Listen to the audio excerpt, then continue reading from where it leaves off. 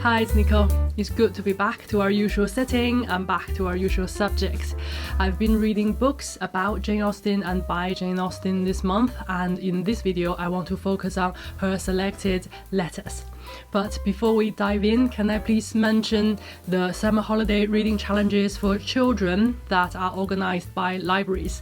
I know in the UK there is this national reading challenge for children called Gadgetiers. This year the focus is on science and innovation, but I'm sure there are local libraries who are organizing reading challenges for children as well. I just thought it would be a nice opportunity to get the children reading and also an opportunity to support our local libraries. So that's just an idea for you. I've been reading Jane Austen's letters and her biography together as a pair. I haven't finished either of these yet, but it's definitely helpful to read the biography alongside, or if you don't have a biography, at least read the chronology at the beginning of this book. It's super helpful, and also the notes at the back of this edition are super helpful as well. I definitely recommend read them as you read the letters. They gave a lot of background information, and I think they are quite crucial for understanding her letters. I have 4 observations to share. If you haven't read her letters, first of all, what are your expectations? What might a woman say to her sister in a letter in the late 18th century? We're not quite sure. Could they look a bit similar to the letters in Jane Austen's novels? For example, we remember Captain Wentworth's letter towards the end of Persuasion, or Mr. Darcy's letter to Elizabeth Bennet, or Mr. Collins' simple letter announcing his intention to visit Longbourn in Pride and Prejudice. They are full of feelings, emotions, or at least information. Could Jane Austen's letters be similar to any of those? That would be delicious to read. But having read her letters that cover a period of about 10 years of her life, I can tell you that her letters are nothing like those letters in her novels. They are quite long, but have not very much to say. And I'm not being rude when I say her letters are long and dull. She writes so herself. At the beginning of one letter, she says, "Expect a most agreeable letter, for not being overburdened with subject, having nothing at all to say. I shall have no check to my genius from beginning to end." Then she carries on for 2.5 pages. In one letter, after writing full 4 pages, she writes, "There, I flatter myself I have constructed you a smartish letter, considering my want of materials." And she begins another letter. "Where shall I begin? Which of all my important nothings shall I tell you first?" And another begins, "I am not surprised, my dear Cassandra, that you did not find my last letter very full of matter." The last letter was 3 pages. "And I wish this may not have the same deficiency. But we are doing nothing ourselves to write about, and am therefore quite dependent upon the communications of our friends or my own wit." But if she had nothing to say, how did she write such long letters? That's the second observation. Despite the want of subjects, she kept on writing until the paper is filled. So a interesting historical fact, the postage used to be paid by the recipients, and the cost was calculated by the number of sheets of paper included in that one letter. The sisters didn't have a great deal of money, and to make the most of Cassandra's postage fee and to give her as much entertainment and information as possible, Jane would cram in as much as possible in one letter, and even if that means she had to write nonsense. So how did she fill the papers? By writing about small matters, quoting herself important nothings. I was half joking when I said her letters were long and dull. There are many just ordinary accounts of daily events, but there are many interesting things as well. And the playful tone is definitely from the same author as Pride and Prejudice. I will give you a few examples about their new maid. "We are very much disposed to like our new maid. She knows nothing of a dairy, to be sure, which in our family is rather against her, but she is to be taught it all. In short, we have felt the inconvenience of being without a maid so long that we are determined to like her, and she will find it a hard matter to displease us. Sometime near her birthday in 1798, I am very much obliged to my dear little George, that's her nephew. I'm very obliged to my dear little George for his messages, for his love at least. His duty, I suppose, was only in consequence of some hint of my favourable intentions toward him from his father or mother. I am sincerely rejoiced, however, that I ever was born, since it has been the means of procuring him a dish of tea. I must leave off to stir the fire and call on Miss Murden. Evening, I have done them both, the first very often. It shows the letters were not written in one sitting, but in chunks. She had to go and do other duties every now and then, and she would come back and carry on. In contrast, at the end of another letter, Jane asked Cassandra to distribute the affectionate love of her heart, not so tired as the right hand belonging to it. That sounds like she's been writing for a long time, and also we can tell from this little sentence that Jane is right-handed. The third observation, the letters, or the lack of them, are particularly interesting when major life events happened. Letters from Jane to Cassandra are usually about a week or two apart, and the address changes often. This is where the biography comes in handy. For example, on Friday, 7th of October, 1808, the letter to Cassandra starts, "Your letter on Tuesday gave us great pleasure, and we congratulate you all upon Elizabeth's hitherto happy recovery." A week later, it reads, "Your accounts make us as comfortable as we can expect to be at such a time. Edward's loss is terrible, must be felt as such, and these are too early days indeed to think of moderation in grief, either in him or in his afflicted daughter." By consulting the biography, we find that that was when Edward's wife, Elizabeth, died after giving birth to a child. It sounds like she recovered quite well at the beginning, but died quite suddenly a week later. And I read somewhere, I can't remember where exactly, that Edward provided a house for his mother and two sisters immediately after his wife died.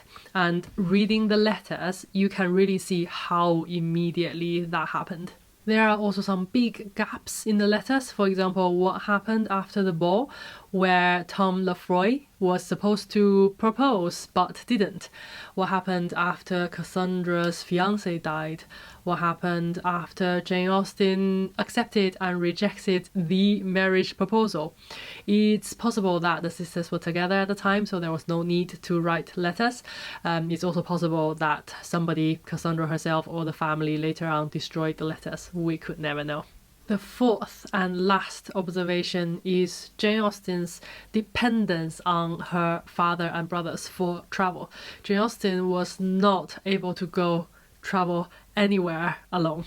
For example, in one letter, she says, "Tomorrow I shall be just like Camilla in Mr. Dubster's summer house, for my Lionel will have taken away the ladder by which I came here, or at least by which I intended to get away, and here I must stay till his return." So Camilla, Mr. Dubster, and Lionel are characters in Frances Burney's novel Camilla.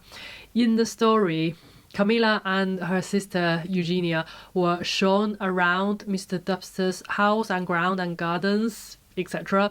And they got up into this partially built summer house via a ladder. And their brother came down with this ladder and went away with the ladder to somewhere else, and these two girls were stuck on top of this summer house and couldn't get down until their brother comes back and rescues them. Jane Austen was in a similar situation. She got to this place, I can't remember if it's Scott Mission Park or somewhere else. She traveled there with a brother and she's now there. She can't go anywhere until somebody else comes with a carriage to convey her to home or somewhere else. So that just shows her complete dependence on her brothers most of the time. For any travel plans, it's super inconvenient. Once Jane Austen wished to go to London with her brother Frank, but she didn't hear from their London friends if they would be at home to receive her. Though I have every disposition in the world to accompany him on that day, I cannot go on the uncertainty of the Pearsons being at home.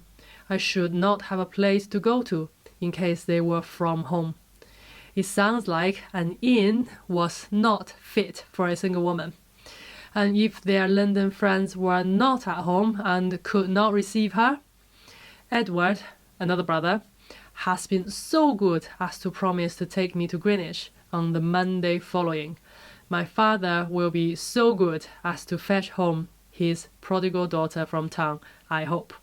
I am very glad that the idea of returning with Frank occurred to me, for as to Henry's coming into Kent again, a third brother, the time of its taking place is so very uncertain that I should be waiting for a dead man's shoes. She mentions her father and 3 brothers in this letter as possible ways of getting her home.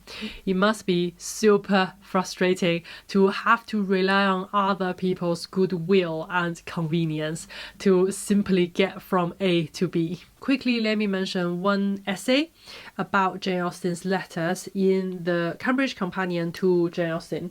There are 2 very interesting points to share. Firstly, Jane's family members were also not very satisfied with her letters as useful materials when constructing a biography. Such a brilliant storyteller, surely she should have written better letters, more eloquent, more coherent letters. So that's the first interesting point.